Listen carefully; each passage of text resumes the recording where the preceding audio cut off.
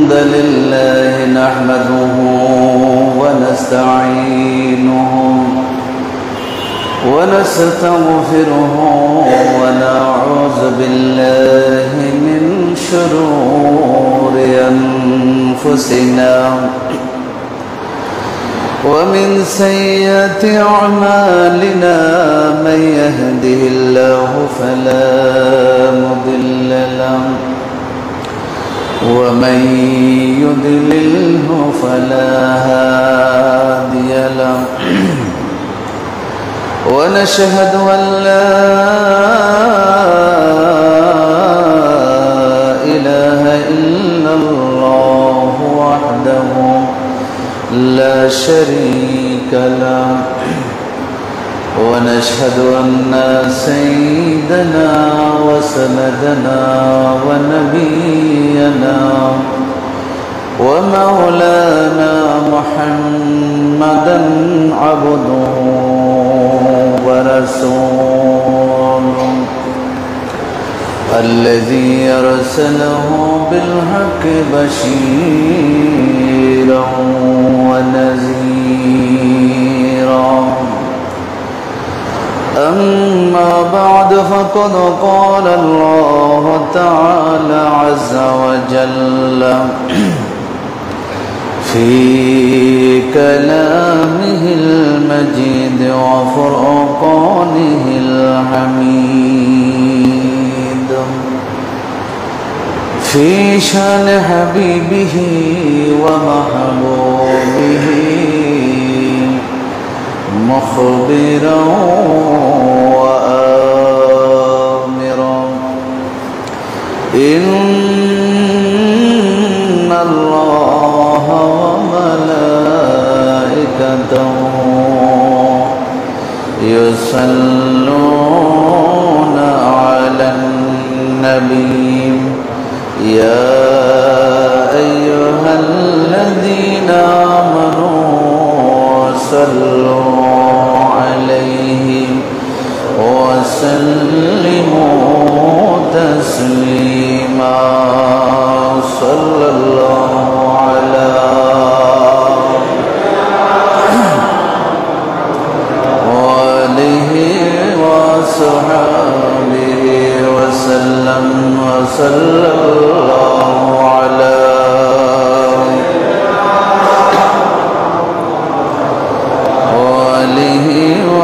وصحبه وسلم وصلى الله على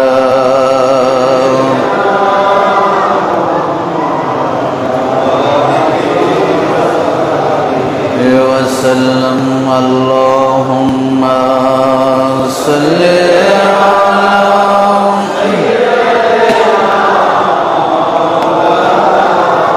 محمد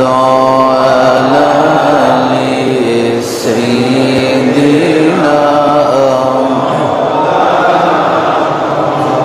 يا إلهي عشق مولا میں مجھے ایسا بنا تا ابد نکلے نہ میرے دل سے ارمان رسول اللہم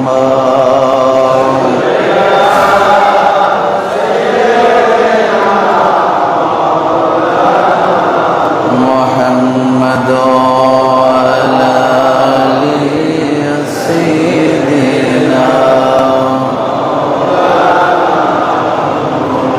بسم الله الرحمن الرحيم وكذلك جعلناكم أمة وسطا لتكونوا شهداء على الناس ويكون الرسول عليكم شهيدا صدق الله مولانا العظيم وصدق رسوله النبي الحبيب الكريم ونحن على ذلك من الشاهدين والشاكرين رب صل وسلم وبارك عليه হাজি নসুম আলম জামে মসজিদে পবিত্র মাহে রবিউল নূর রবিউল আউয়াল শরীফের চতুর্থ জুমার নামাজ আদায় করবার জন্য আগত হযরত মুসাল্লিয়ান کرام মুআজ্জাজ মুহতারাম মুরাব্বিয়ান আযম যুবক ভাইরা রহমানি ওয়া রাহিমাকুমুল্লাহ আসসালামু আলাইকুম ওয়া রাহমাতুল্লাহি ওয়া বারাকাতুহু রব্বুল আলামিনের পবিত্র দরবারে শত কোটি শুকরিয়ার সাজদা আদায় করি যে মহান রব্বুল আলামিন আহকামুল হাকিমিন দয়া করে মেহেরবানি করে তার বাইতুল্লাহর মধ্যে আসার বসার নামাজ আদায় করার তসবিহ তাহলিল দরুদ ও সালামের হাদিয়া পেশ করার সুযোগটুকু দান করেছেন উচ্চ আওয়াজে সকলে বলি আলহামদুলিল্লাহ। সম্মানিত উপস্থিতি, জুমার যেই ধারাবাহিক দুটি জুমা আমি আলোচনা করেছি ওই বিষয়টা ইনশাআল্লাহ আজকে জুমায় শেষ করে দেব। আগামী জুমা থেকে ইনশাআল্লাহ যেই ইমানের যে 70 শাখার আলোচনা চলছিল সে বিষয়ে আবার চলে যাব। আজকে আপনাদের সামনে আল্লাহর রাসূল সাল্লাল্লাহু আলাইহি ওয়াসাল্লামের বৈশিষ্ট্যের উপরে বিশেষ করে 3টি বৈশিষ্ট্য নিয়ে কথা বলার উদ্দেশ্যে আপনাদের সামনে দাঁড়িয়েছি। আলোচনাগুলো শুনব, আমরা আমাদের জীবনে বাস্তবায়ন করার চেষ্টা করব। আল্লাহ যেন আমাদের তৌফিক দান করেন, সকলে পড়ি আমিন। 1 নম্বর আজকের বিষয় যেটা, সেটা হচ্ছে আল্লাহর নবী রাহমাতুল লিল আলামিন শফিউল মুজনবিন হুজুর মুহাম্মদুর রাসূলুল্লাহ সাল্লাল্লাহু আলাইহি ওয়াসাল্লামের উম্মতের মধ্যে 70,000 উম্মত বিনা হিসাববিহীন অবস্থায় শুরুতে জান্নাতে স্থান পাবেন। জোরে বলি সুবহানাল্লাহ। 70,000 উম্মত হিসাববিহীন অবস্থায় সরাসরি জান্নাতের মধ্যে স্থান লাভ করতে পারবে। এই 70,000-এর সাথে প্রত্যেক জনে আরো 70,000 করে বান্দাদেরকে, আত্মীয় স্বজনকে, বন্ধু বান্ধবকে তারা বিনা হিসেবে জান্নাতে নিয়ে যেতে পারবেন। জোরে বলি সুবহানাল্লাহ। এই কথাগুলো আমার কথা নয়, বিভিন্ন কিতাবে, হাদিসের কিতাবে অসংখ্য হাদিস বর্ণিত হয়েছে। এক এক হাদিসের তরজমা, এক এক হাজির বর্ণনার ভঙ্গিমা একক রকম বর্ণিত হয়েছে। একটা হাদিস এসেছে তিরমিজি শরীফের 2437 নম্বর হাদিস। হযরতে আবু উমামা বাহিলি রাদিয়াল্লাহু তাআলা আনহু তিনি বর্ণনা করছেন। তিনি বলছেন, আমি আমার নবী রাহমাতুল লিল আলামিনকে বলতে শুনলাম, তিনি বলছেন, ওয়াদানি রব্বি, আমার আল্লাহ আমার সাথে ওয়াদাবদ্ধ হয়েছেন।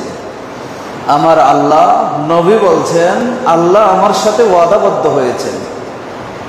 নবীর সাথে নয়, কোনো বান্দাকেও যদি আল্লাহ ওয়াদা দিয়ে থাকেন, কিংবা কোরআনের মাধ্যমে কিয়ামত পর্যন্ত বান্দাদেরকে আল্লাহ তাআলা যেই ওয়াদাগুলো দিয়েছেন সেই ওয়াদার ব্যাপারে আল্লাহ তাআলা নিজেই বলেছেন, ইন্নাল্লাহা লা ইউখলিফুল মিআদ। আল্লাহ তাআলা কি তো যেই ওয়াদা আছে সেই ওয়াদার কখনো খেলাফ করেন না। যারা বলেন না সুবহানাল্লাহ। আল্লাহ কখনো ওয়াদার কি করেন না, খেলাফ করেন না। এটার উপর ঈমান আমাদের রাখতে হবে। আল্লাহ যাই বলেছেন তাই পরিপূর্ণভাবে বাস্তবায়ন হবে হাসরের ময়দানে। এর কিঞ্চিত পরিমাণ আল্লাহ তাআলা কি করবেন না, ব্যতিক্রম করবেন না। তা আল্লাহর নবী বলছেন, কোরআনে অনেকগুলো ওয়াদা আমাদের সাধারণ মানুষের সাথে দিয়েছেন। আল্লাহ সাধারণ মানুষকে দিয়েছেন, সাধারণ বান্দাদেরকে দিয়েছেন। কিন্তু আল্লাহর নবী বলছেন, আমি কোনো সাধারণ নই, আমি স্পেশাল। আল্লাহ স্পেশাল ভাবে আল্লাহ আমাকে বন্ধু হিসেবে আমাকে তৈরি করেছেন। সেই আল্লাহ আমাকে আমার নিজের ব্যক্তিগত বিষয় নিয়ে কোনো ওয়াদা দেন নাই, আমাকে ওয়াদা দিয়েছেন আমার উম্মতের ব্যাপারে। আমার উম্মতের ব্যাপারে আল্লাহ আমার সাথে ওয়াদাবদ্ধ হয়েছেন। জোরে বলি সুবহানাল্লাহ। ওয়াদানি রাব্বি আন ইয়াদখুলাল জান্নাতা মিন উম্মতি ৭০ আলফান লা হিসাব আলাইহিম। আল্লাহ রাসূল সাল্লাল্লাহু আলাইহি ওয়াসাল্লাম বলেন, আমার আল্লাহ আমার উপর ওয়াদা দিয়েছেন, আমার সাথে ওয়াদা করেছেন আমার উম্মতের ব্যাপারে যে আমার উম্মতের মধ্য থেকে ৭০,০০০ উম্মতকে বিনা হিসাব, কোনো হিসাব নিকাশ ছাড়া সরাসরি জান্নাতের মধ্যে প্রবেশ করাবেন। জোরে বলে সুবহানাল্লাহ। এই ক্ষমতা আমার আল্লাহ আমার নবীকে দান করেছেন। সুবহানাল্লাহ। কাকে দান করেছেন? নবীকে দান করেছেন। সেই ৭০,০০০-এর ভিতরে আপনিও থাকতে পারেন, আমিও থাকতে পারি, সাহাবায়ে কেরাম থাকতে পারেন, তাবিঈন থাকতে পারেন, আল্লাহর আউলিয়ায়ে কেরাম থাকতে পারেন। থাকার মতো যেই আমল আছে, থাকার মতো যেই যোগ্যতা অর্জন করা দরকার, সেই যোগ্যতার মাপকাঠিতে যেই বান্দা চলে আসবে, সেটা শুধুমাত্র সাহাবীদের যুগের জন্য নির্ধারিত না, কিয়ামত পর্যন্ত যেই বান্দা সেই যোগ্যতার কাতারে চলে আসবে, আমার রাসূল সাল্লাল্লাহু আলাইহি ওয়াসাল্লাম বলেন, আমার আল্লাহ আমাকে ওয়াদা দিয়েছেন ৭০,০০০ আমার উম্মতের মধ্য থেকে বেলা হিসাব তাদেরকে জান্নাতে প্রবেশ করাবেন। জোরে বলে সুবহানাল্লাহ। সেই যোগ্যতা আমাদের আছে? কথা বলেন না আছে? এখন আমাদের আছে কিনা আমরা তো জানি না, কিন্তু যারা আল্লাহর বান্দা তারা নিশ্চিত জানে তাদের ভিতরে সেই যোগ্যতা আছে। যখন জিজ্ঞেস করা হয় জীবনে এক ওয়াক্ত নামাজও কাজা হয় নাই এমন বান্দা যদি কেউ থাকে, তাহলে আমিও আপনাকে গ্যারান্টি দিতে পারবো আপনি সেই ৭০,০০০-এর অন্তর্ভুক্ত হতে পারবেন। জীবনে তাহাজ্জুদের নামাজ প্রাপ্তবয়স্ক হওয়া থেকে তাহাজ্জুদের নামাজ আপনার জীবনে কাজা হয় নাই, আপনি এখান থেকে নিশ্চয়তা নিতে পারেন আপনিও সেই ৭০,০০০-এর অন্তর্ভুক্ত হতে পারবেন। আল্লাহ আমাদেরকে এখান থেকে সেই ধরনের ধারাবাহিকতা শুরু করার তৌফিক দান করুন। সকলে বলে আমিন। আল্লাহর নবী আরো বলেছেন, লা হিসাবা, শুধু হিসাব নাই এতটুকুতে সীমাবদ্ধ না। কিয়ামতের ময়দান যখন কায়েম হবে, সমস্ত মানুষের মাথার উপরে সূর্য চলে আসবে, শরীর থেকে ঘাম বের হবে, সেই ঘামের পানিগুলো দুর্গন্ধময়, সেই পানিগুলো কানের লথি বরাবর চলে আসবে। এত যে কষ্টের একটা জায়গা হবে, সেই জায়গার মধ্যে আমার আল্লাহ আমার নবীকে ওয়াদা দিয়েছেন, ওয়ালা আযাবা মা ওয়ালা আযাবা, তাদের সাথে কোনো আযাব থাকবে না, তাদের উপরে কোনো শাস্তি থাকবে না। এর মানে সূর্যের তাপ যত ঘন হোক না কেন, সূর্যের তাপ যত তীব্র হোক না কেন, যেই ৭০,০০০-এর কথা, যেই ৭০,০০০ বান্দার ওয়াদা আল্লাহ আমার নবীকে দিয়েছেন, সেই ৭০,০০০-এর গায়ে সেই তীব্রতা কখনো আসবে না, সেই গরমের তীব্রতা তারা কখনো অনুভব করবে না। সেই কিয়ামতের ময়দানের বিভীষিকাময় যেই কষ্ট, সেই কষ্ট তারা কখনো পাবে না। তাদের জন্য আল্লাহ স্পেশাল মেহমানদারির ব্যবস্থা করবেন। বলে সুবহানাল্লাহ। নবীজি আরো বলেন, মা কুল্লি আলফিন ৭০ আলফা, নবীজি আরো বলেন প্রত্যেক ৭০,০০০-এর মধ্যে প্রত্যেক জনের সাথে আরো ৭০,০০০ বান্দাকে আল্লাহ তাআলা বেলা হিসাবে জান্নাত দান করবেন। জোরে বলে সুবহানাল্লাহ। নবীজি আরো বলেছেন, ওয়া সালাসু হাসায়াতিন মিন হাসায়াতিহি, এইভাবে করে প্রত্যেক ৭০,০০০ তিনবার করে, ৩টি বার ৩ স্তরে ৭০,০০০ থেকে প্রত্যেকজন ৭০,০০০ করে জান্নাতে নিয়ে যেতে পারবে। প্রত্যেক ৭০,০০০ থেকে প্রত্যেকজন ৩ বার ৩ স্তরে এসে প্রথম ৭০,০০০ এখান থেকে প্রত্যেকজন ৭০,০০০ নিবে, আবার ওই যে ৭০,০০০ নিয়ে যাচ্ছে তৃতীয়বারে সেখান থেকে প্রত্যেকজন আবার ৭০,০০০ করে জান্নাতে নিয়ে যেতে পারবে। জোরে বলে সুবহানাল্লাহ। হিসাব করলে মিলিয়ন আরো উপরে চলে যায় সেই হিসাবটা। তাহলে এতগুলো মানুষকে বেলা হিসাবে আল্লাহ জান্নাতে দিবেন কার বদৌলতে? আমার নবীর বদৌলতে, অন্য কোন নবীর বদৌলতে নয়। আদম থেকে ঈসা পর্যন্ত কোন নবীকে এই সম্মান দেওয়া হবে না। এই সম্মান দেওয়া হবে আমাদের সকলের প্রাণ প্রিয় নবী হুজুর মুহাম্মদুর রাসূলুল্লাহ সাল্লাল্লাহু আলাইহি ওয়াসাল্লামকে। জোরে বলে সুবহানাল্লাহ। সেই নবীর উম্মত আমরা হতে পেরেছি। শুধু উম্মত হয়েছি এতটুকু সীমাবদ্ধ থাকতে চাই না, আমরা চাই সেই নবীর যে 70,000-এর সাথে 70,000-এর সাথে প্রত্যেকের সাথে 70,000 করে করে যারা জান্নাতে যাবে, সেই লিস্টের মধ্যে যেন আমরা অন্তর্ভুক্ত হতে পারি। সেই আকীদা, সেই আমল আল্লাহ যেন আমাদেরকে দান করেন। জোরে বলে সুবহানাল্লাহ।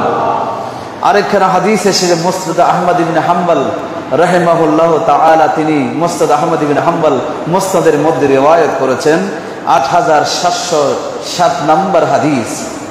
হযরত আবু হুরায়রা রাদিয়াল্লাহু তাআলা আনহু তিনি বর্ণনা করছেন, নবী করিম সাল্লাল্লাহু আলাইহি ওয়াসাল্লাম হতে আমার নবী বলছেন, সাআলতু রাব্বি আযজা ওয়া জাল্লা, নবী বলছেন সাআলতু রাব্বি, আমি আমার আল্লাহর কাছে আবেদন জানাইলাম, আমি আল্লাহর কাছে প্রার্থনা করলাম, ফাওয়াআদানি আইয়াদখুলা মিন উম্মতি 70,000 আলা সূরাতিল কমর লাইলাতাল বদর।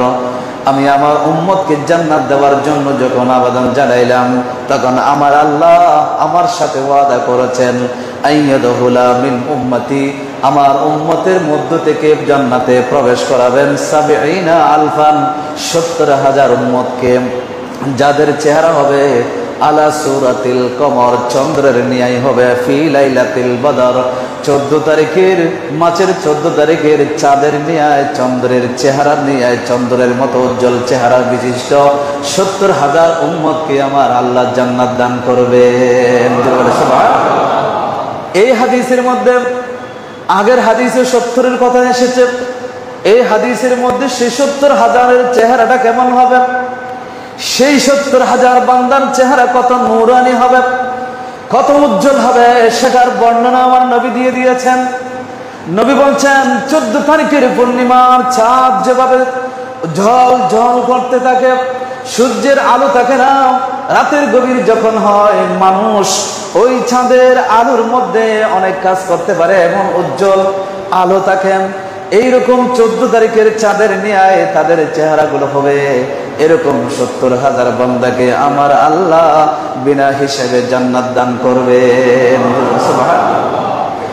আমার 70,000 এই ধরনের বান্দাকে জান্নাত দান করবে।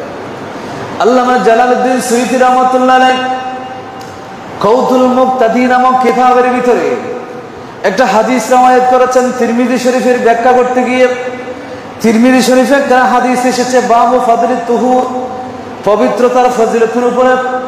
সেই হাদিসের মধ্যে আছে, বান্দা যখন ওযু করে, হাত যখন ধৌত করে, হাতের পানি যেগুলো যখন ঝরে যায়, সেই পানির শেষ ফোঁটা দিয়ে বান্দার গুনাহগুলো যখন ঝরে যায়, মুখ যখন ধৌত করে, মুখ দিয়ে যে গুনাহ হয়েছে, চোখ দিয়ে যে গুনাহ হয়েছে, সেই গুনাহগুলো পানির শেষ ফোঁটার সাথে সাথে সেগুলো ঝরে যায়।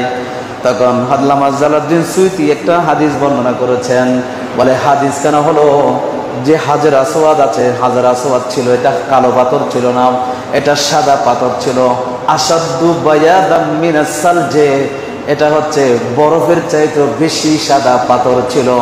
এই পাথরটা মুশরিকদের গুনাহ শোষণ করতে করতে এই হানায়ে কাবার সেই পাথরখানা গুনাহগারদের গুনাহ শোষণ করতে করতে কালো পাথরে পরিণত হয়েছে।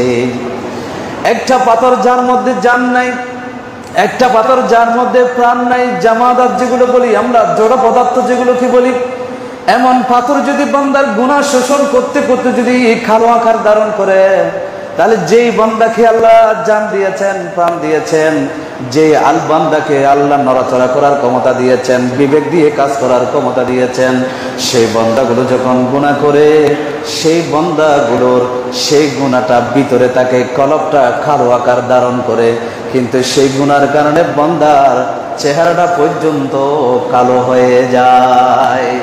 বান্দার চেহারা সেই নুরানি থাকে না, সেই নুরানি উজ্জ্বলতা বান্দার চেহারায় থাকে না। একটা পাথর যদি কালো হয়ে যেতে পারে, তো বান্দা যখন গুনাহ করে, সেই গুনাহের কারণে বান্দার সেই অন্তরটা কি হয়ে যায়, কালো হয়ে যায়। ভিতরে যখন কালো হয়ে যায়, সেটা প্রকাশ্যে চলে আসে, তার চেহারার মধ্যে সেই কালো রং চলে আসে। চেহারার মধ্যে কালো রং চলে আসে মানে কালো বর্ণ ধারণ করা নয়, নূরানিয়ত, উজ্জ্বলতা। যাকে দেখলে আল্লাহওয়ালা মনে হয়, যাকে দেখলে যে উনি নামাজি এটা মনে হয়, এই ধরনের যে আকৃতি সৌন্দর্য তার চেহারার মধ্যে থাকে, সেই সৌন্দর্য বান্দার চেহারা থেকে উধাও হয়ে যায়। কথা বলেন না ঠিক কিনা? এটা চলে যায়। সুতরাং আল্লাহ রসুল সাল্লাল্লাহু আলাইহি ওয়াসাল্লাম বলছেন, কিয়ামতের মাঠে যে 70,000 বান্দাকে বিনা হিসাবে জান্নাতে দিবে, তাদের চেহারা 14 তারিখের চাঁদের চেয়ে উজ্জ্বল হবে। এর মানে হলো ওই বান্দাগুলো দুনিয়াতেও দেখা যায়।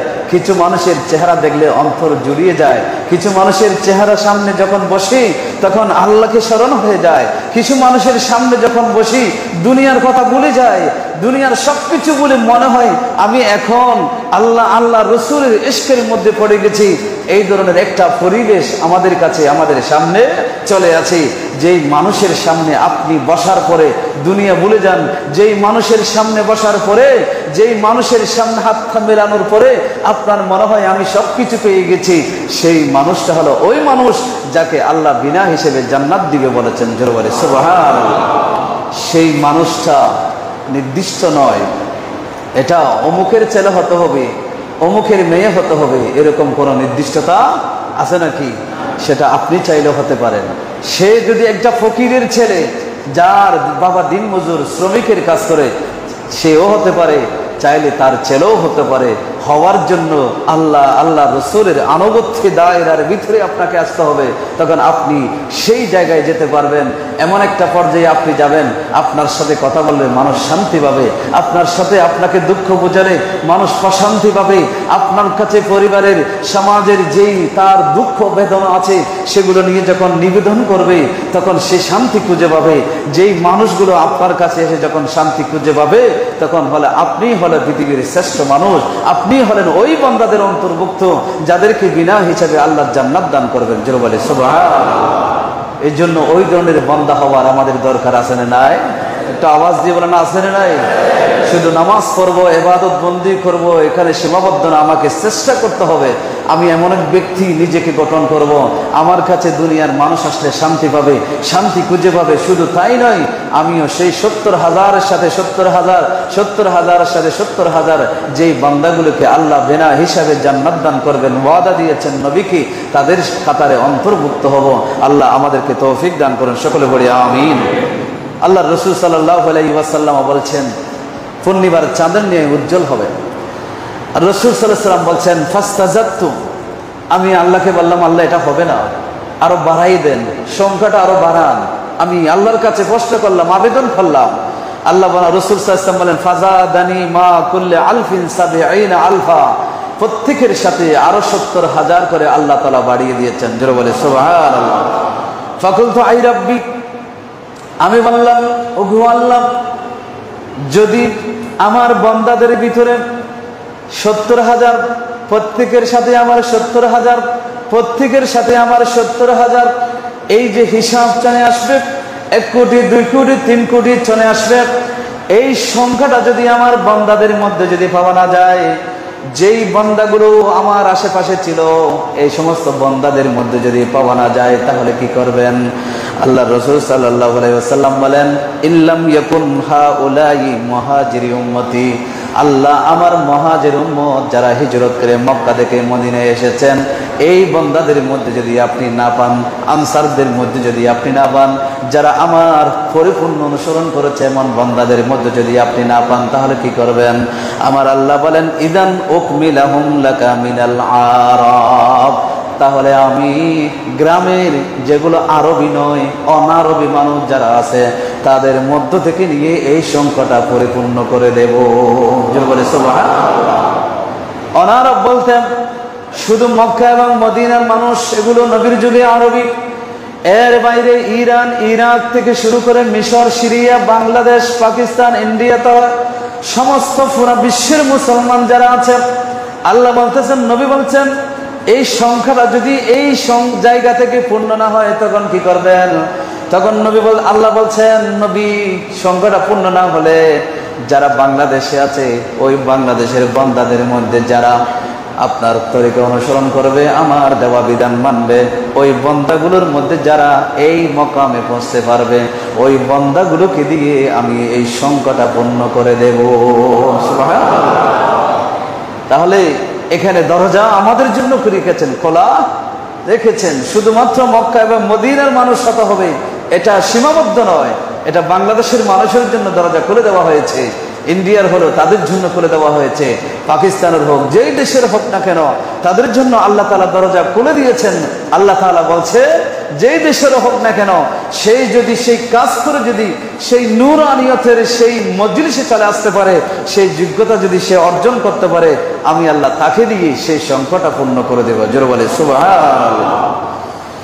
আরেকখানা হাদিস এসেছে, যে হাদিসটা তাও মুসনাদ আহমদ ইবনে হাম্বলের মধ্যে এসেছে। হযরতে এটা হাদিসটা হচ্ছে ২৩,৩৩৬ নম্বর হাদিস। হুযায়ফাতুল ইয়ামান রাদিয়াল্লাহু তাআলা আনহু তিনি বলছেন, গাবা আন্না রাসূলুল্লাহ সাল্লাল্লাহু আলাইহি ওয়াসাল্লাম ইয়াওমান ফালাম ইয়াখরুজ হাত্তা জানান্না আল্লান ইয়াখরুজা। একদিন আমাদের নবী আমাদের থেকে অদৃশ্য হয়ে গেলেন, রাসূল হুজরা থেকে বের হলেন না। আমরা মনে করলাম হয়তো আজকের দিন আমার নবী হুজরা থেকে বের হবেন না।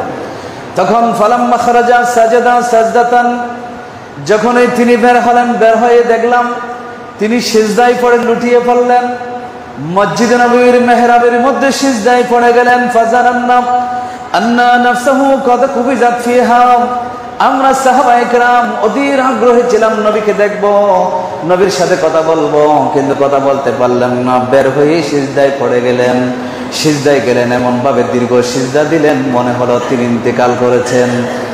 সাহাবীরা বলছেন আমাদের মনে হলো তিনি ইন্তেকাল করলেন।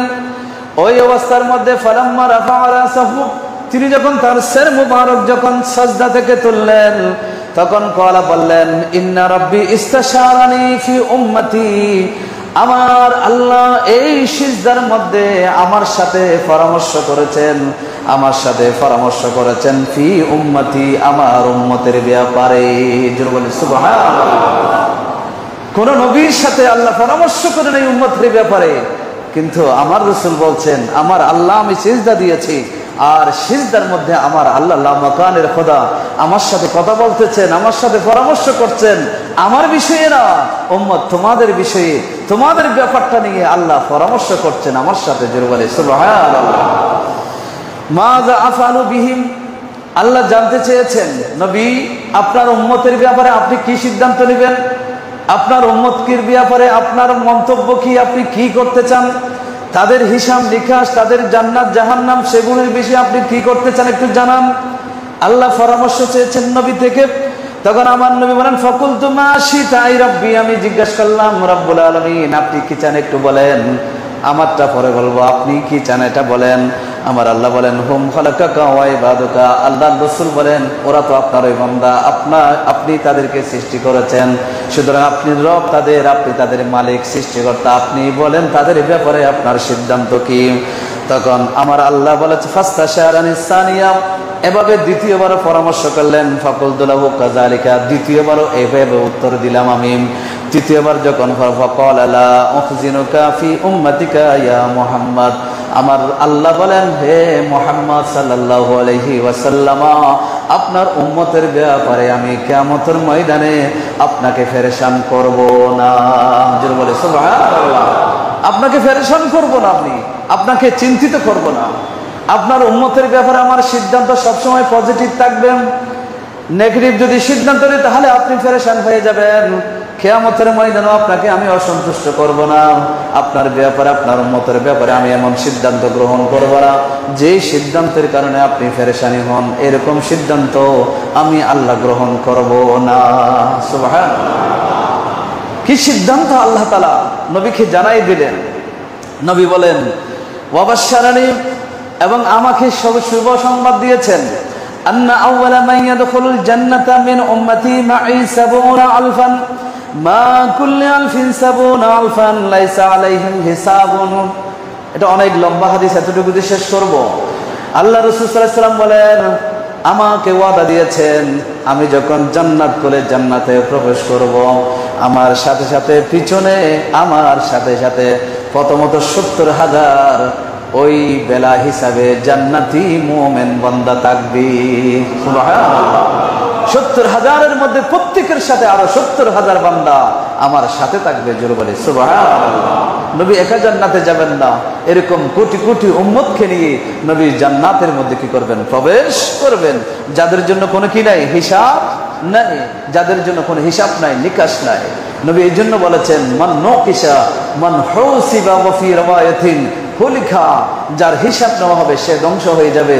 সুতরাং যাদের হিসাব নাই তারাই হচ্ছে সবচেয়ে বড় কামিয়াব, সবচেয়ে বড় সফল।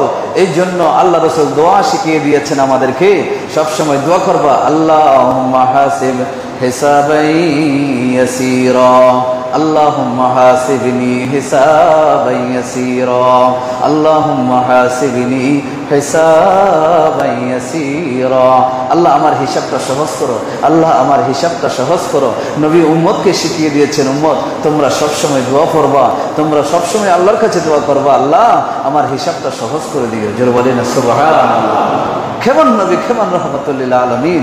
সারা জীবন 63 বছর জীবন শুধু উম্মতের জন্য চিন্তা করেছেন, নিজের জন্য এক বিন্দু পরিমাণ চিন্তা করেন নাই।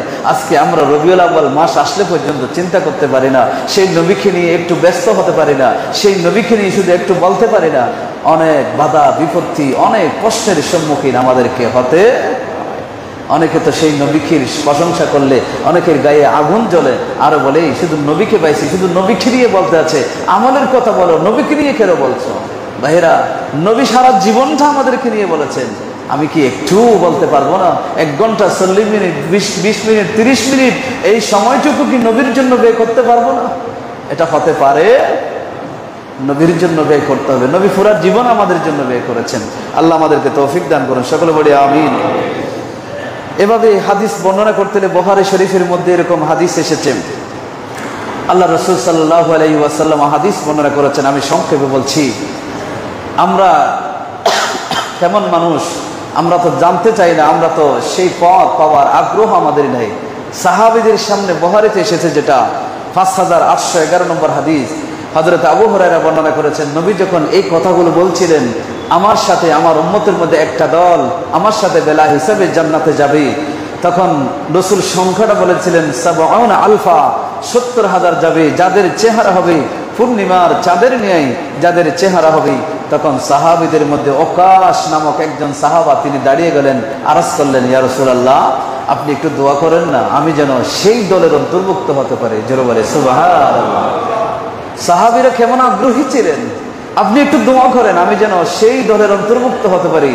আল্লাহ রাসূল দোয়া করলেন, যে দোয়া করার পরে তখন বলে, তুমি যেই দল হবে সেই দলের অগ্রগামী যারা হবে, একদম প্রথম কাতারে যারা থাকবে তাদের অন্তর্ভুক্ত থাকবে। জোরে বলে সুবহানাল্লাহ। কিছুক্ষণ পরে আরেকজন সাহাবী এসে দোয়া করলেন, ফরিয়াদ করলেন, ইয়া রাসূলুল্লাহ আমার জন্য একটু দোয়া করেন। নবীজি বললেন, এই দোয়া পাওয়ার ক্ষেত্রে ওকাশা তিনি এগিয়ে গিয়েছেন। জোরে বলে সুবহানাল্লাহ। যে অনেক হাদিসের মধ্যে এভাবে বর্ণিত হয়েছে।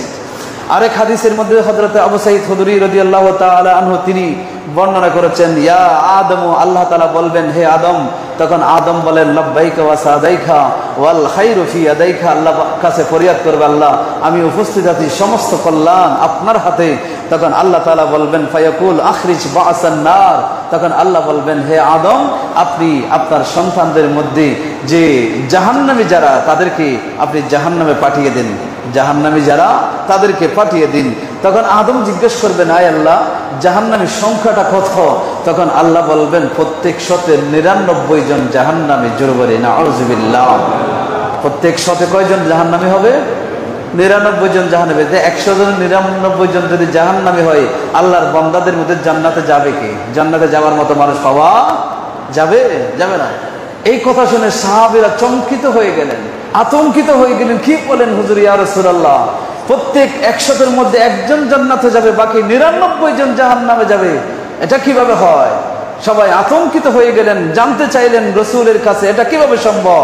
তখন আল্লাহ রাসূল সাল্লাল্লাহু আলাইহি ওয়াসাল্লাম বর্ণনা দিচ্ছেন, বলে এমন একটা সময়, যে সময়ে ছোট্ট মানুষ থাকলে সেটা বড় হয়ে যাবে, যারা ছোট্ট, যারা দাড়ি কালো ছিল তাদের দাড়িগুলো সাদা হয়ে যাবে, এমন একটা বিভীষিকাময় পরিবেশ থাকবে, আতঙ্কর একটা অবস্থা থাকবে। এই কথাগুলো শুনে যাদের দাড়ি চুল কালো আছে, যুবক ছিল, তাদের সেই টেনশনে মাথার চুল সাদা হয়ে যাবে, সেই টেনশনে দাড়ি সাদা হয়ে যাবে। যারা গর্ভবতী মহিলা ছিল তাদের গর্ভ, তাদের সেই সন্তান, সে 1 মাসের হোক 2 মাসের হোক যত মাসের হোক না, তাদের গর্ভপাত হয়ে যাবে, সেই গর্ভ শেষ হয়ে যাবে। এরকম একটা ভয়ের অবস্থা হবে যে একজন জান্নাতে যাবে, বাকি 99 জন জাহান্নামে যাবে। রাসূল সাল্লাল্লাহু আলাইহি ওয়াসাল্লাম সেই কথাগুলো বলছেন, ওয়া তারান নাসা সুকারা, কোন মানুষ নেশাগ্রস্ত অবস্থায় থাকবে না, কেউ তো মদ পান করে নাই, কিন্তু তারপরও সেখানে মনে হবে সমস্ত মানুষ নেশাগ্রস্ত হয়ে গেছে, অস্থির, এই যে কি বলছে কি শুনছে কেউ বুঝতে পারবে না, সে সঠিক কথাটা পর্যন্ত বলার ক্ষমতা কারো থাকবে না। এমন একটি পরিবেশ সেখানে থাকবে। তখন আল্লাহ রাসূল সাল্লাল্লাহু আলাইহি ওয়াসাল্লাম বলছেন, ক্বালু, সাহাবায়ে কেরাম জিজ্ঞেস করলেন, ইয়া রাসূলুল্লাহ, ওয়া আইয়ুনা যালিকাল ওয়াহিদ, তাহলে আপনি বলে দেন সে একজনকে যে জান্নাতে যাবে সেটা একটু বলে দেন না। প্রতিশতে একজন জান্নাতে যাবে, 99 জন জাহান্নামে যাবে, তাহলে একজনটাকে একটু বলে দেন। তখন আমার রাসূল সাল্লাল্লাহু আলাইহি ওয়াসাল্লাম ইরশাদ করেছেন, আবশিরু, তোমরা একটা শুভ সংবাদ গ্রহণ করো, ফাইন্না মিনকুম রাজুলাম ওয়া মিন ইয়াজুজ ওয়া মাজুজ আলফান। ইয়াজুজ মাজুজ কিয়ামতের ময়দান কায়েম হওয়ার আগে কিয়ামতের বড় আলামতের মধ্যে একটা আলামত হলো ইয়াজুজ মাজুজ নামক একটা সম্প্রদায়ের আবির্ভাব হবে। সেই ইয়াজুজ মাজুজ হবে 100-এর মধ্যে 99 জন, আর তোমরা হবে একজন, তোমাদের মধ্যে একজন সে জান্নাতে যাবে। ইয়াজুজ মাজুজের সেই 99 জন জাহান্নামের মধ্যে যাবে। জোরে বলে সুবহানাল্লাহ। রাসূল সেটা বলে দিয়ে দিলেন। তখন সাহাবীরা একটু শান্তি পেল। সাহাবীরা বলছেন, আমাদের মধ্যে 99 জন জাহান্নামে যাবে। দেখেন তো সাহাবীদের কি অবস্থা হয়ে গেল জাহান্নামের কথা শোনার পরে, জাহান্নামের আযাবের কথা শোনার পরে, কিয়ামতের ভয়াবহ বর্ণনা শোনার পরে সাহাবীদের যে কি অবস্থা হয়ে গেল, সাহাবীরা অস্থির হয়ে গেল জানার জন্য সে একজনকে, বাকি 99 জন খারা। তখন এই যে অবস্থা সাহাবীদের ছিল, এই জন্য আল্লাহ আমার নবীর সাহাবিয়তের দরজা ওই সমস্ত মানুষগুলোকে দান করেছেন। জোরে বলে সুবহানাল্লাহ। আল্লাহ চাইলে তো আমাকেও আলামে আরওয়াহ থেকে সেই সময়ে পাঠিয়ে আমাকেও সাহাবিয়তের মর্যাদা আল্লাহ চাইলে দিতে পারতেন। আমাকে দেয় নাই, আমাদেরকে দেয় নাই। কেন দেয় নাই? এই জন্য দেয় নাই, কারণ সাহাবীরা প্রত্যেকটা বিষয়ে আল্লাহর আযাবের কথা শুনলে তাদের শরীর ভয়ে কাঁপতো, থরথর করে কাঁপতো, তাদের শরীর থেকে ঘাম বের হয়ে যেত, তারা অস্থির হয়ে যেতেন সেই ভয় কাটানোর জন্য। আর আমরা সেই ভয় প্রতিনিয়ত শুনি, সেই ভয়ের কথা আমরা শুনি, কিন্তু আমাদের শরীরের মধ্যে কোনো প্রতিক্রিয়া দেখা যায়। এই জায়গায় হলো পার্থক্য। একজন সামান্য একজন যাকে যে সর্বশেষ হয়তো আল্লাহর নবী কালকে ইন্তেকাল করবেন, আজকে যে ঈমান এনেছে, মাত্র 24টা ঘন্টা নবীকে দেখেছেন ঈমান অবস্থায়, ওই ব্যক্তি যেই সাহাবিয়তের মর্যাদা পেয়েছে, সেই সাহাবীর দুলার সমান একজন আল্লাহর ওলিও হতে পারবে না। তাহলে সাহাবীর সাথে সাধারণ একজন মানুষের তুলনা যেখানে চলে না, নবীর সাহাবীর সাথে একজন ওলির তুলনা চলে না, গৌসে আজমের তুলনা চলে না, খাজা গরিবে নামাজের তুলনা চলে না, মাইজবান্নার দরবারে আউলিয়া ইকরামের তুলনা চলে না। তাহলে নবীর সাথে নিজেকে কিভাবে তুলনা করি? কখনো সম্ভব? কথা বলেন না, কখনো সম্ভব? আল্লাহ আমাদেরকে বোঝার তৌফিক দান করে সকলে বলি আমিন। এখানে আমি অনেকগুলো কথা বলেছি। আমি এরপরে আরেকটা বৈশিষ্ট্য, সেটা হচ্ছে কিয়ামতের ময়দান যখন কায়েম হবে, আল্লাহ পাক রব্বুল আলামিন একটা লেওয়ায়ে হামদ, শামিয়ানা থাকবেন, শামিয়ানা লেওয়ায়েল হামদ, হামদের প্রশংসার পতাকা থাকবে। লেওয়া মানে পতাকা, প্রশংসার একটা পতাকা থাকবে। সেই পতাকার মধ্যে আমার নবী বলেন, দুনিয়ার সমস্ত আম্বিয়া ইকরাম আদম থেকে ঈসা পর্যন্ত সবাই, আমি সেই পতাকার ঝান্ডাদারে, আমি হব নবী, সেই নবী হব আমি, আর আমার সেই পতাকার নিচে স্থান লাভ করবে সমস্ত আম্বিয়া ইকরাম। জোরে বলে সুবহানাল্লাহ। এগুলো সব কিয়ামতের ময়দানে আমার নবীকে এই যে সম্মানগুলো দেওয়া হবে, আমরা সবগুলো সচক্ষে দেখবো। আল্লাহ আমাদেরকে দেখার তৌফিক দান করে সকলে বলি আমিন। এই সব কথাগুলো আল্লাহর নবী যখন বলেছিলেন, তখন আল্লাহর নবী বলেছিলেন, লা ফাখরা, আমার কোনো অহংকার নেই, এই বিষয়ে আমার কোনো অহংকার নাই। আমি পতাকা ধরবো, আর আমার পতাকার নিচে আশ্রয় গ্রহণ করবে আদম থেকে ঈসা পর্যন্ত সমস্ত আম্বিয়া কেরাম। তাহলে এরপরও আমি নবীর কোনো পহর, কোনো অহংকার আমার নেই। আল্লাহ সবাইকে বুঝার তৌফিক দান করে, সকলে বলি আমিন। সর্বশেষ এটা বলে শেষ করে দিব, কিয়ামতের ময়দান যখন কায়েম হবে, আমরা সবাই জানি সমস্ত নবীদের পক্ষে উম্মতে মুহাম্মদী সাক্ষ্য প্রদান করবেন, সাক্ষী হবেন। আমরা সাক্ষী হব সমস্ত নবীদের পক্ষে, আর আমাদের পক্ষে সাক্ষী হবেন আমার নবী রাহমাতুল লিল আলামিন। জোরে বলে সুবহানাল্লাহ।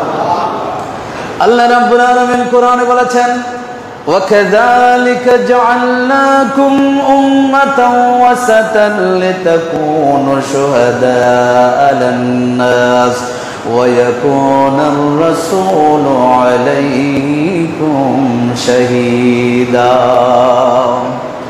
রব্বুল আলামিন বলেন, হে নবী, হে আমার নবীর উম্মতরা শুনো, জাআলনাকুম উম্মাতান ওয়াসাতা, অনুরূপভাবে আমি তোমাদেরকে মধ্যবর্তী সর্বোত্তম করে বানিয়েছি, সৃষ্টি করেছি।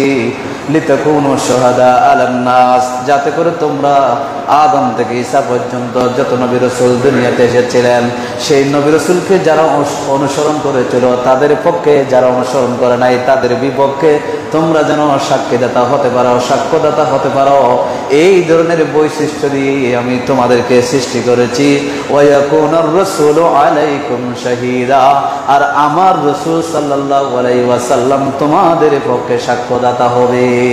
জোরে বলে সুবহানাল্লাহ। নবীর সাথে লাগার কারণে, নবীর উম্মত হওয়ার কারণে আমাদের সম্মান কিয়ামতের ময়দানে বেড়ে যাবে। নবীর যদি সত্যিকার উম্মত হতে পারে, আমাদের সম্মানও কিয়ামতের ময়দানে বেড়ে যাবে, অনেক গুণ বেড়ে যাবে। হাদিসে পাকের মধ্যে এসেছে, আল্লাহ কিয়ামতের ময়দানে এক একজন নবীকে নিয়ে আসবেন। যেমন ইউজাউ বিনুহিন ইয়াউমাল কিয়ামah, নূহ আলাইহিস সালামকে ডেকে আনা হবে। ইয়া নূহ, নূহকে ডাক দিয়ে বলা হবে যে ফায়াকালু লাহু হাল বালাগতা, আপনাকে রিসালাতের দায়িত্ব দিয়েছিলাম, নবুয়তের দায়িত্ব দিয়েছিলাম, আমার একত্ববাদ প্রচারের দায়িত্ব দিয়েছিলাম, আমার ইবাদতের কথা বলার জন্য তার আপনাকে দায়িত্ব দিয়েছিলাম, আপনি জাতির কাছে সেটা প্রচার করেছেন কিনা? কিতাবের মধ্যে এসেছে 900 বছর নূহ আলাইহিস সালাম হেদায়েতের বাণী প্রচার করেছেন। 900 বছর প্রচার করার পরে মাত্র 80 জন মানুষকে ইমানদার বানাতে পেরেছিলেন। কয়জন? মাত্র 80 জন। সেই নূহ আলাইহিস সালামের সমসাময়িক যেই মানুষগুলো ছিল সেগুলোকে নিয়ে আসা হবে। নূহ আলাইহিস সালাম বলবেন, আমি প্রচার করেছিলাম, আমি আপনার দাওয়াত দিয়েছিলাম, কিন্তু তারা দাওয়াত গ্রহণ করে নাই। আর তাদেরকে নিয়ে আসা হবে, বলা হবে যে তোমাদের কাছে কোন নবী এসেছিল কিনা, তোমাদেরকে আমার কথা বলেছিল কিনা? তখন মানুষ বলবে যে হাল বাল্লাগাকুম ফায়াকুল মা জাআনা মিন নাযীর, কোন ভয় প্রদর্শনকারী, এলানকারী, তোমার কথা বলার মতো কোন মানুষ আমাদের কাছে আসে নাই। কিয়ামতের ময়দানে সরাসরি সেই সমস্ত উম্মতগুলো মিথ্যা কথা বলবে। এই কথা বলার পরে বলে যে তোমাদের কাছে আসে নাই, ঠিক আছে, কিন্তু নূহ বলতেছে তোমাদের কাছে গিয়েছেন। তখন নূহ আলাইহিস সালামকে জিজ্ঞেস করা হবে, আপনার পক্ষে সাক্ষী কে দিবে? আপনার পক্ষে কথা বলার জন্য কাকে আর কে আছে? তাদেরকে নিয়ে আসেন। তখন নূহ আলাইহিস সালাম তার যে 80 জন উম্মত ছিল তাদের কথা বলবে না। নূহ আলাইহিস সালাম যে 80 জনকে মুসলমান বানিয়েছিল তাদের কথা বলবে না। অর্থাৎ নূহ আলাইহিস সালাম বলবে উম্মতে মুহাম্মদী, মুহাম্মদ সাল্লাল্লাহু আলাইহি ওয়াসাল্লামের উম্মত যারা আছে তাদেরকে নিয়ে আসেন। জোরে বলে সুবহানাল্লাহ। নূহ আলাইহিস সালাম সাক্ষী চাইবেন, নিজের উম্মতকে সাক্ষী হিসেবে দাঁড় করাতে পারবেন না। নূহ আলাইহিস সালাম কিয়ামতের ময়দানে সাক্ষী হিসেবে দাঁড় করাবেন আমাদেরকে, আমাদের উম্মতে মুহাম্মদীকে। জোরে বলে সুবহানাল্লাহ। এই সম্মান আমরা কিয়ামতের ময়দানে পাবো কার বদৌলতে? আমার নবীর বদৌলতে। তখন আমাদেরকে জিজ্ঞেস করা হবে যে তোমরা কি জানো যে নূহ আলাইহিস সালাম তার উম্মতের কাছে ইসলামের বাণী পৌঁছিয়েছিল, কোরআনের বাণী, কিতাবের বাণী, আমি আল্লাহর একত্ববাদের কথা, জাহান্নামের কথা, জান্নাতের কথা পৌঁছিয়েছিল, এটা কি তোমরা জানো? আমরা সবাই বলবো হ্যাঁ আমরা জানি তিনি পৌঁছিয়েছিলেন। তখন ওই যে উম্মত নূহ আলাইহিস সালামের বিরুদ্ধে কথা বলেছিল আমাদের কাছে কোনো ভয় প্রদর্শনকারী আসে নাই, তারা কথা বলবে, তারা বলবে আল্লাহ এই উম্মতগুলো আমাদের থেকে হাজার হাজার বছর পরে এসেছিল, তারা কিভাবে জানবে নূহ আলাইহিস সালাম আমাদের কাছে এসেছিল কিনা, নূহ আলাইহিস সালাম আমাদেরকে ভয় প্রদর্শন করেছিলেন কিনা? এরা তো জানার কথা নয়, এটা তো কখনো জানতে পারবে না। তখন আমাদেরকে জিজ্ঞেস করা হবে, আল্লাহ জিজ্ঞেস করবেন এই উম্মতে মুহাম্মদী, তোমরা কিভাবে জানতে পেরেছো নূহ আলাইহিস সালাম তার উম্মতের কাছে ইসলাম প্রচার করেছিল, তাদেরকে ভয় দেখিয়েছিল, এটা কিভাবে জানতে পেরেছো?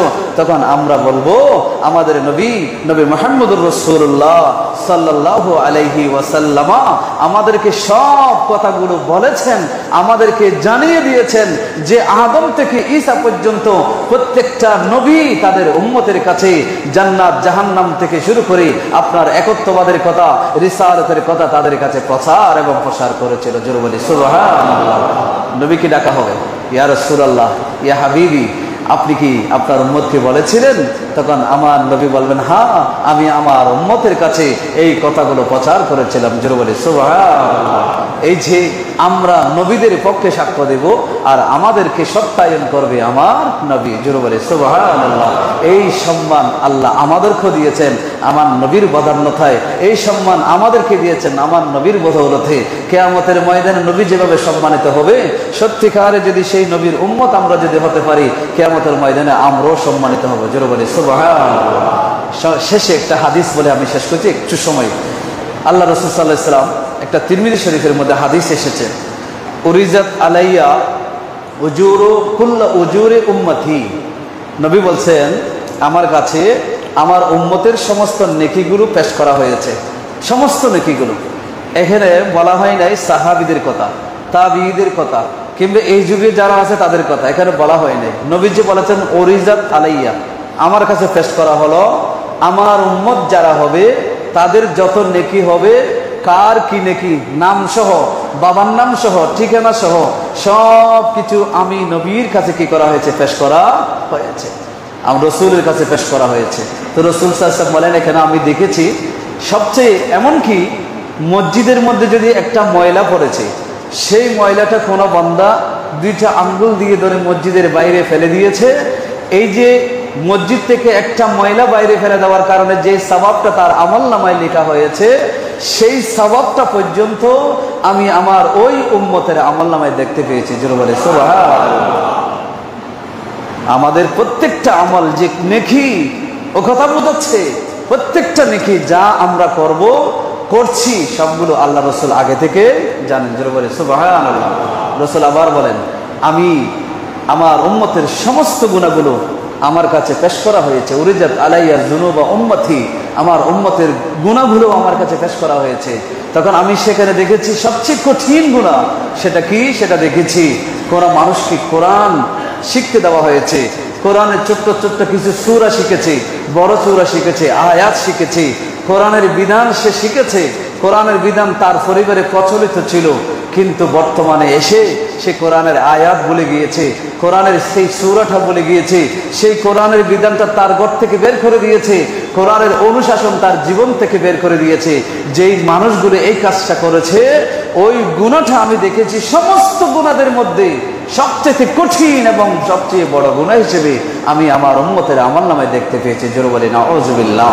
আমি বোঝাতে চাচ্ছি, কোরআন, হাদিস, সুন্নাহ, নবীর আদর্শে এই অনুকরণ আমরা একসময় বেশি করতাম, আমাদের ঘরে ঘরে চলতো।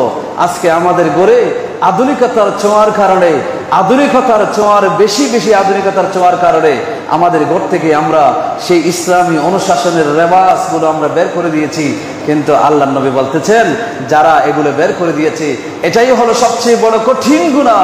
এই গুনাহটা ওই বান্দার নিজের নাম, বাবার নাম, ঠিকানা সহ আমি রাসূল তার আমলনামায় দেখতে পেয়েছি।